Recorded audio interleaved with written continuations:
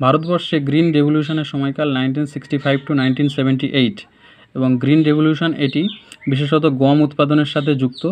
Norman বোরলগকে father of green revolution বলা হয় এবং এম.এস. স্বামীনাথনকে father of Indian green revolution বলা হয়। থার্ড 5 ইয়ার প্ল্যানে গ্রিন রেভলিউশন গৃহীত হয়।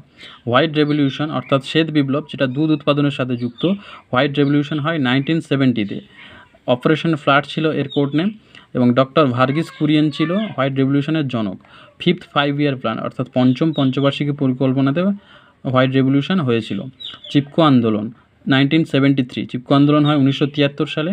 সুন্দরলাল বহুগুণা অ্যান্ড চণ্ডীপ্রসাদ ভাট ছিল এর নেতা এবং চামেলি ডিস্ট্রিক্ট অফ উত্তরাখণ্ডের চামেলি ডিস্ট্রিক্টে চিপকো আন্দোলন হয়েছিল। আপিকো মুভমেন্ট হয় 1983-তে, অন্ধ্রপ্রদেশে হয়েছিল এবং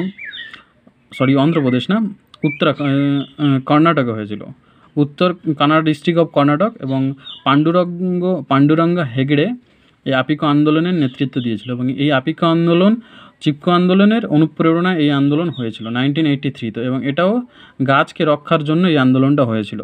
কর্ণাটকের লোকাল লোক এই আন্দোলন করেছিল। এবং নর্মদা বাঁচাও আন্দোলন হয় 1985-তে, মেধা পাটকার এবং বাবা আমতে।